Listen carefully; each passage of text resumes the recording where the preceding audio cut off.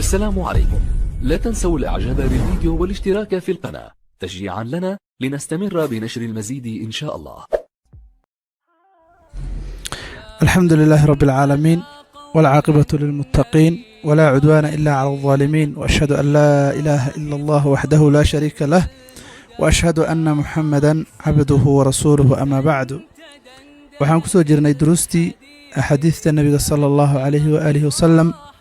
waxaan soo gaarnay xadiidka 32 waa xadiidka laa darara walaa diraara.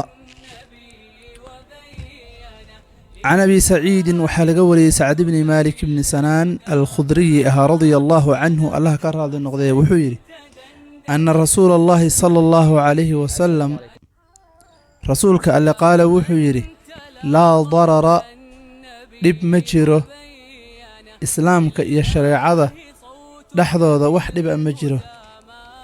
walaa diraara, isdhibidna ma jirto la dhibo dadka mukalifiinta ah min jihati almukalifiin. xadiidun xasanun buu yidhi, waa xadiid xasana bishawaahidihi buuna xasan ku noqonayaa. rawaahu waxaa wariyey ibnu maajah waddaaru quطniyu wagayruhumaa musnadan xaaluu yahay. wa rawaahu maalikuna wuu wariyey fi lmuwaطa buu ku wariyey mursalan xaaluu yahay can camri bni yaxya can abiihi can الnabiyi salى اllahu calayhi wasalam ayuu ku wariyey. faasqada wuxuu riday maalik abaa saciidin ayuu riday. walahu xadiidka wuxuu leeyahay turuqun, turuq iyo wadooyin ayuu leeyahay, iyo riwaayado kala duwan oo yuqawi xoojinaya bacduhaa, qaarkeed ay xoojinayaan bacdan barka kale. xadiidkan waa xadiid aad u qiimo badan. waxaa la yihahdaa laa darara walaa diraara, wax dhib ah islaamka iyo tashriiciisa iyo axkaamtiisa wax dhib a ma lahan, isdhibidna ma lahan la dhibo dadka mukalifiinta. waxaysan awoodi karin, waxaysan daaqa iyo awood u lahayn la saaro, lagu takliifiyo, ayadana ma ahaanin. xadiidka fawaa'idiisa waxaa ka mid a marka yusru lislaami wa suhuulatuh, islaamka fudaydkiisa iyo sahlanaantiisa, cibaado hadday tahay, hadday mucaamalaad tahay, intaba islaamku inuu fudud yahay ayaa laga qaadanaya xadiidka oo laga faa'iidaysanaya.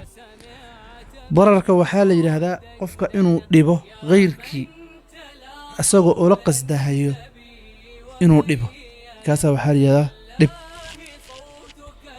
waxaa kaloo ka qaadanaynaa xadiidka oo fawaa'idiisa ka mid ah in dadka la dhibo oo dhib la gaarsiiyo inay xaaraam tahay, waa la nahiyey. taxriimu ilxaaqi darari bilkhayr.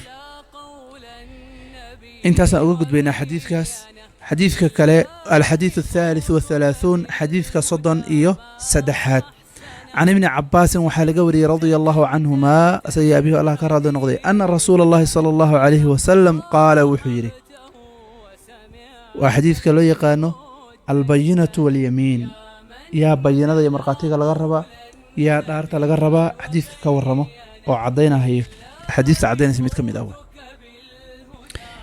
qaala wuxuu yidhi ibnu cabaas, low yucطa annaasu, ayuu yidhi nebiga sala allahu alayh wasalam, dadka haddii la siiyo bidacwaahum, sheegashadooda haddii wax lagu siiyo ama lagu siin lahaa, ladacaa waxay sheegan lahaayeen rijaalun rag amwaala qowmin, dad iyo qoom xoolahooday sheegan lahaayeen, iyo wa dimaa'ahum, qoom dhiigagood ayay sheegan lahaayeen.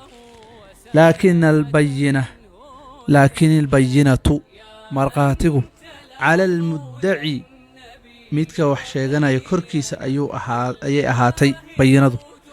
walyamiinu, dhaartana calaa man, ruux dushii bay ahaatay ankara, inkire. ruuxa wax inkirahayo ayaa waxaa laga rabaa dhaarta, kan wax lagu sheeganayana waxaa laga rabaa markhaati inuu la yimaado. haddayna intaas jiri lahayn, dad baa dad xoolahooda iyo dhiiggooda sheegan lahaa. marka waa sidaa ayadaa aweeyey. qofka wax sheeganaya muddaciga ah waxaa laga rabaa markhaati inuu la yimaado. qofka kalena waxaa laga rabaa hadduu qofkan soo waayo markhaatigii inuu dhaarto, qofka munkirka ahee wax inkirsan. xadiiثun xasanun waa xadiid xasana rawaahu bayhaqiyu ayaa wariyey iyo wagayruhu هكذا سدا وبعضه حديث قاركين في الصحيحين أيو كسغن يهي